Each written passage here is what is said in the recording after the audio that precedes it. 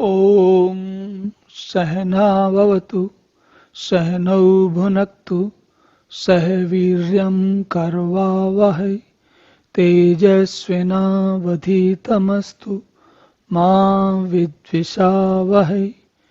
ॐ शांति शांति शांति। हरि ओम। तो अब ये इस अध्याय का अंतिम श्लोक है और इसको पढ़ने में एक और भी अलग आनंद आता है।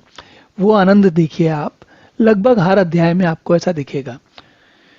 देखिए, ये जो वार्तालाप है भगवान कृष्ण और अर्जुन के बीच में युद्ध क्षेत्र में हो रहा है ना। वहां पर कोई पुस्तक नहीं लिखी जा रही है। अगर पुस्तक नहीं लिखी जा रही तो ये अध्याय का अंत यहाँ पर कैसे आ गया? देखिए, हमारे से पहले जितने ऋषि मुनि लोग आए हैं, जिन्होंने महर्षि वेदव्यास जिन्होंने लिखा, और बाद में जिन लोगों ने इन गीता के का संकलन को ठीक से बनाया वगैरह वगैरह, जैसे आज हम जिस रूप में इसको देखते हैं, उसमें पहुंचने से पहले इसकी काफी यात्राएं हुई हैं। और उन यात्रा में लगभग हर अध्याय के अंत में, आरंभ में एक नया विषय आरंभ होता है और अंत में एक बात जो है पूरी हो जाती है। तो उसी तरीके से उसी श्रृंखला में, इसीलिए गीता के अध्ययन का आनंद ही कुछ और है। और बड़ी कठिन या बड़ी, भगवान के विषय में कहते हैं कि भगवान सबके सामने हर समय हैं, लेकिन फिर भी हमको दिखते नहीं।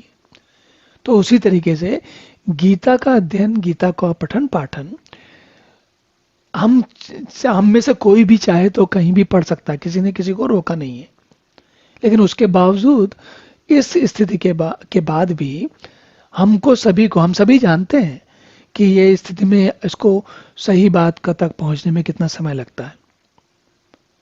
और इसीलिए जब कोई बात अलग अलग विधि से समझाई जाती है और उसको एक ऐसे स्थान पर ले आया जाता है, एक अल्टीमेट स्थिति में ले आया जाता है, जिससे कि बात भी पूरी समझ में आ जाती है और एक तरीके से बात में विराम भी लग जाता है। तो यहाँ पर इस अध्याय के अंतिम श्लोक में देखिए भगवान क्या कहते हैं। भगवान कहते हैं कि योगिनाम अपि सर्वेषां मद्गतेन अंतरात्मना श्रद्धावान भजते यह माम समे युक्तम मतः।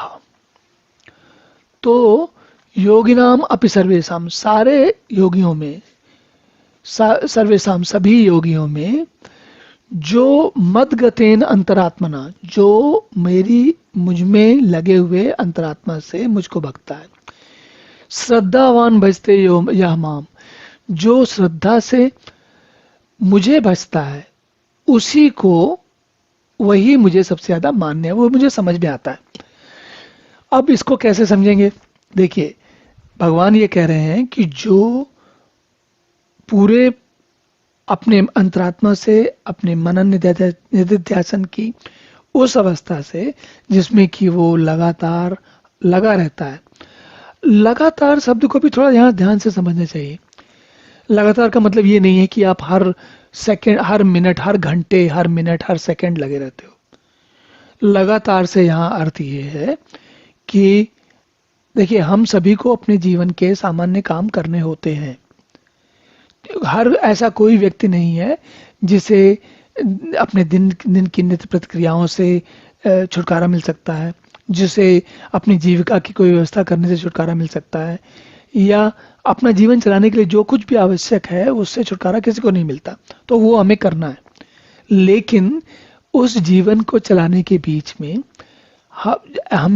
हमें लगातार रहकर बार बार अपने मन को निरंतर भजना चाहिए। निरंतर भजने का अर्थ यहाँ पर यही है, जो जैसे जैसे आपको समय मिले, जब समय मिले, तब आप वापस इस विषय पर आओ और श्रवण, मनन और निधिध्यासन को निरंतर चलाते रहो, निरंतर भजते रहो।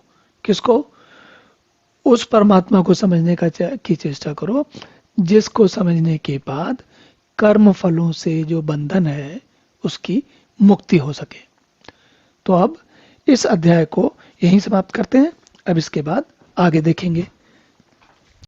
ओम पूर्णमदः पूर्णमिदं पूर्णात् पूर्णमुदच्यते पूर्णस्य पूर्णमादाय पूर्णमेवावशिष्यते। ओम शांति शांति शांति।